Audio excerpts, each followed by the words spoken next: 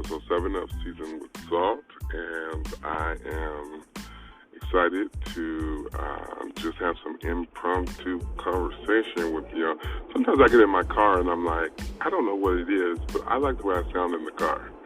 And one of the main reasons why I wanted a car when I was little is because I just always felt like, you know how people are like, oh yeah, I sound really good in the shower, like, oh, that's my best voice. I just feel like music sounds the best in the car. And I guess I just never considered that this is like a cheap version of like surround sound. I don't know. It's me, not you. Whatever. But this has been sort of an epic week. One of the things that I have decided in the month of October is that I'm going to just have like extremely epic weekends. I'm going to do things without like planning. I'm just going to wake up and be like, here are the 16 things that I'm going to do today. Mind you, I do have 16 other things to do. So the difficulty of being like fully engaged in church, a full-time student in seminary, fully engaged at work, is that like there's a whole bunch of crap you think you're going to do, and then like reality sets in, and that's one thing about being 30. Okay, so I'm not 30, I'm 37, and I'm gonna be 38.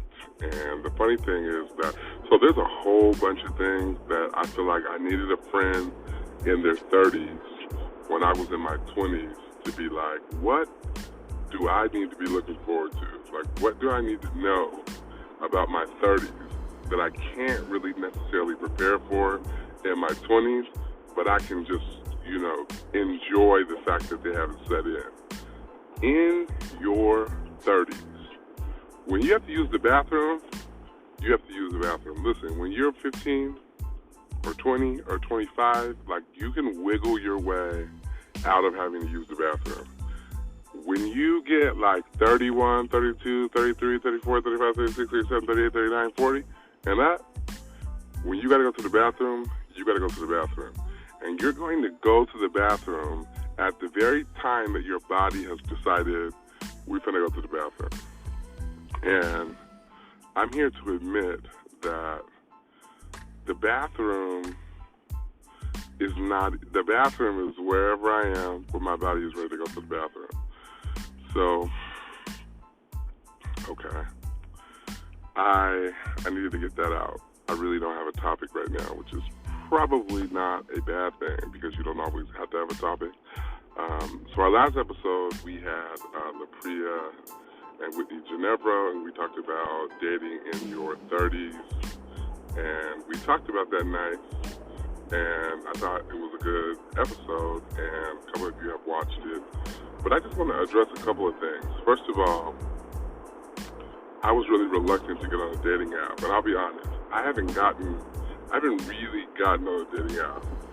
First, the selection of a dating app is very uncomfortable because there are like some trashy ones that like people of God should not be on.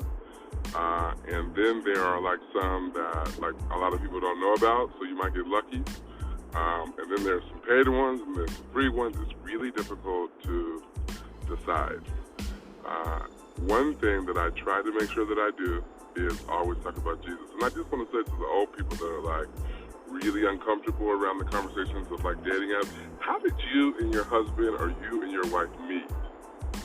Like, that really trips me out. Like how people are like, oh yeah, you should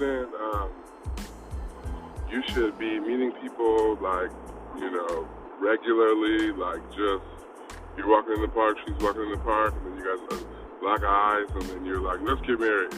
And the reality is that's not how it works. And like we are a social media-driven universe, and people really do meet online. Like they meet online, and as a result of meeting online, they date to identify or de-identify the things that are important to them in a relationship. They don't like it, then they stop. Then they go back to online dating. And it used to be that it was like, oh yeah, found Bae on the app. Now it's like found Bae on Facebook. Bae dropped into the DMs. Bae was my friend on Snapchat. And unfortunately, like, we might have to, like, really kill the stigma that, like, all of these interactions are happening for people who are not saved. Like, if you talk to the average person and you say, hey, are you going to date somebody at your church? They're going to be like, no, like, probably not going to do that. First of all, what church do you go to that is, like, heavily infiltrated with 30-something, 40-something, single African-Americans with, like, no drama? Probably not a lot of them. And that's not to discredit systems or church or anything like that. It's just to say that it can be very difficult. Like, a lot of my friends are, like, fishing in other denominations. And I'm not saying that, like, to say, like, that they're breaking rules, being unholy. I'm just saying that, like, at some point, you realize, okay, the pool for which I have to choose from is so shallow that I don't want to be in a situation where, like, I'm dating somebody that my friend had a bad experience with. And when I say bad experience, I'm not talking about, like, something tacky or dramatic. I'm just saying something that is like, oh, friend already had a bad text exchange. I'm trying to keep this PG. That's parental. Okay, whatever. So, dating can be difficult, especially as a Christian. Everybody and their mom feels like they can hook you up. Like, so often, people are like, oh, you should be my granddaughter. It's like, well, there is a problem with that. I think for me, one thing that's weird is that, like, people never know how old I am. And so since people don't know how old I am, their automatic assumption is that I'm, like, 45. And so, like, their granddaughter will be, you can always tell, it's like, oh, I want you to meet my granddaughter. Like, you know, you would really like her, you know. She, like, they'll start dropping, like, her credentials, and it'll be like, those are a lot of credentials to fit into 30 years of life. And, you know, you'll start, like, especially, like, depending on, like, where they live, like, when you start talking about, like, single people, like, and home ownership and like, oh, yeah, you know, me and my granddaughter, she's, you know, she got her own 4-bedroom house in San Francisco. You know, that's somebody's grandma who purchased her house, like, prior to, like, anything happening in San Francisco. I mean, that's just an example, but you know what I mean. So, people are like, and I think that people expect for you to lower your expectations because when they were married or when they got together with whomever they're with, it was easier. And I think it's harder now. And not to mention the fact that, like, there are more people in the world, and there are a lot of other things to weigh, and we need to get into a conversation about, like, the things that eliminate people, because that list, when we're making one, can be so long, like, that it's almost like, okay, fine, I'm never going to find anybody. But I think that, you know, it's important for folks to really know what they want and not let other people pressure them into things that they're not ready to do. And I think relationships is one of those things that people kind of get pressured into. I know that, like, in my current stage of life, that it's, I mean, well, maybe not in my current stage of life, but I would say 5 years ago, like, being married and having kids was, like, really important to the people around me, perhaps more important to them than to me. I think over time, like, as I'm nearing my 40s, I think, like, there's some things I'm like, okay, I see my older friends having kids. I'm probably not going to be that guy. But, you know, compatibility, stability, you know, those kinds of things are things that are a little bit more important to me in this stage of my life. And so I'm a little bit more open to things. Now, I haven't, like, lowered my standard, but I have decided, okay, these are things that I will be more open to. And I want to tell people that there's a difference. There's a difference between lowering your standard and determining that there's some things that you would be more open to. And I'm getting ready to drop, like, a couple of examples. You know,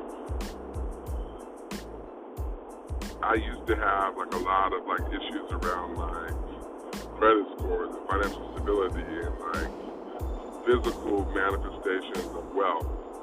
And that was important to me in my late 20s and early 30s. Like, right, I wanted to be like, I wanted to live the yuppie lifestyle, and I wanted to like try new things, and I wanted to eat out all the time. I still kind of want to do that a little bit, but not a lot. And so I value that. And so when I would interact with people and they would be like, oh yeah, I'm a homebody, like, you know, I'm meal prepping, like, I'm just like, no, that's not my thing. And not only is it not my thing, like in my early 30s, it was just not attractive. Like meal prepping and like just, to me, like things like that represented like being old. And so that was difficult for me to like internalize. Now that I'm near my 40s, it's like I can understand why somebody would meal prep. I'm starting to get to better value the importance of your house being a home. I am like, I think, you know, in your late 20s, you're still trying to like live your life, and you can kind of like, your mindset can kind of often be like, yeah, I'm just gonna like make some sacrifices in important areas so that I can like live, you know, travel and do all these great things. Well, there's a greater investment in like external things and happiness that's related to going places, seeing people, and doing things. Whereas like in your 30s, it's sort of like, yeah, I mean, there's a lot of value in having a comfortable couch. And there's a lot of value in having a warranty. And there's a lot of value in like writing down the numbers to the warranty so that when something breaks, like you know who to call. And there's a lot of value in like knowing the nutritional value of like certain foods. There's a lot of value in benefits. Like, and a lot of value in like what medicine not to take and what medicine to take. You know what I'm saying? So there's just a lot of stuff that you think about that, you know, you have to talk about before. So what does that have to do with dating apps? Okay, dating app is like this easy disqualifier. I mean, it's almost like perfection, because when you have gotten to the point where you know all these things about yourself, and you're deciding like in your phase or in your context, like who you want to be and who you don't want to be, somebody's like 42 words about themselves, or like the limited ways that they define themselves, like in photographs, become extremely important. And when you have, you know, a couple of pictures and like not a couple of words to define and describe yourself, like it really helps people to see like, okay, who is this person? And so I think that, you know, the dating apps can actually be important. It doesn't, and I think we've gone away from that day when like, because yeah, I think Christians, like, we still do date to marry, but we also date to disqualify for marriage.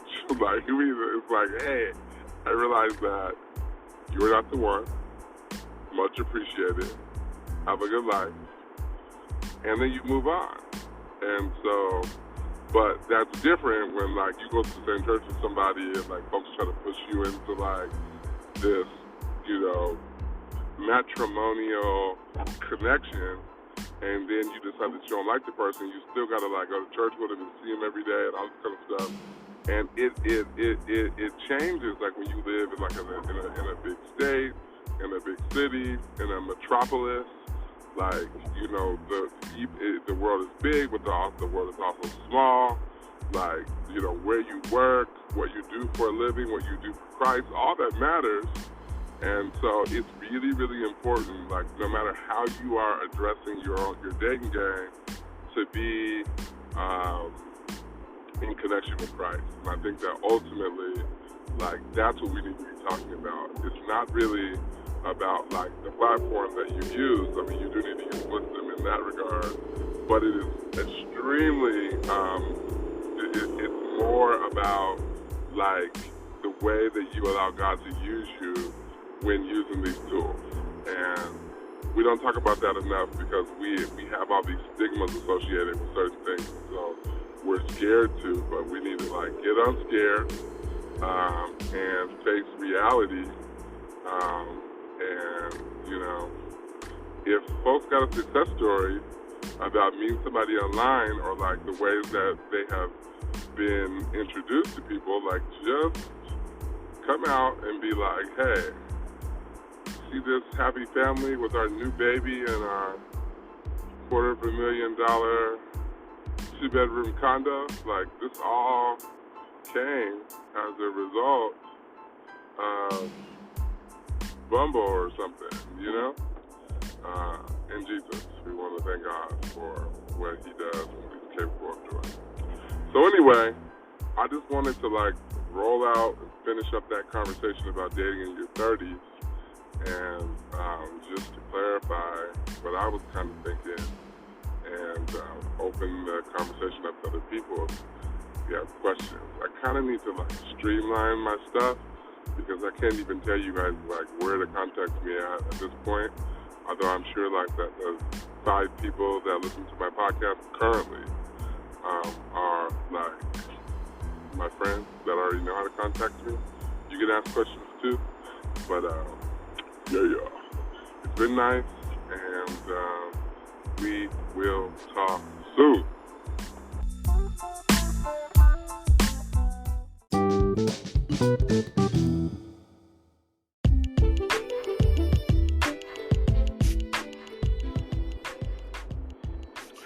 So being on any type of platform, a social media platform in particular, but as it pertains to dating, being on any platform will make you ask yourself the question, why do people lie? Or, like, if you're not asking yourself why people lie, like, you're kind of wondering if somebody is lying. And in thinking about that, I just kind of want to turn the corner a little bit and talk about how sometimes people's truths are so unbearable to us that we rather that they lie, or we rather that they don't wear their full truth. And I think we have to challenge ourselves in that regard. Number one, by finding a medium between our truths and not like overexposing ourselves. So what I mean by that is that there's some elements of your life that you don't need to expose to people that you're not planning to be intimate with. And I mean, you're not planning to marry or you're not planning to pursue marriage with, because to me it seems like people like are overkill. Like they want to get all their, what's good colloquialism, or they want to get all their ducks in a row, all their stuff out on the table, and it's like, is that really necessary? Like, do you have to put all your stuff out on the table? Like, can you just resolve to decide that I'll share a little bit now and I'll share a little bit later? And I won't do it with the intention of being dishonest. I'm going to do it with the intention of just, well, first of all, we all have baggage, right? And that's one of the reasons why I used to struggle with the whole idea of dating, because I'm like, all right, I have this baggage, I'm going to ultimately have to talk about my baggage with somebody. And then I'm thinking like, no, Dominique, you're going to have to talk through your baggage with somebody who is contemplating or who's more likely to rock with you than somebody who is not going to like rock with you at all. The likelihood that you're going to be like having a deep conversation about your baggage with somebody who's going to be like, oh no, this is like way too much. This is our last time talking. Like, and I think sometimes we do that. I think we need to remember that everybody has baggage, right? And because everybody has baggage, like nobody's really in the position to, like make you feel like your baggage is like worse or whatever, because I just believe that there's somebody for everybody. So I think, if you're out there, whether it's just platonic or whether it's in search of intimacy, and you're trying to figure out like how authentic do I need to be, the answer is you need to be 100% authentic. That does not mean that you are doing a lot of emotional vomiting. that you are writing an autobiography in somebody's inbox or in somebody's message box because you're concerned that if you don't come clean, then that person won't like you. I think sometimes the thought of people just like writing a tell-all book like in somebody's box, even if we have baggage, can just be so overwhelming that you're like, yeah, I'm not doing this. So, consider that and be wise, be wise and be authentic, but be cautious and use wisdom. I think that's what I'm trying to say. Use wisdom.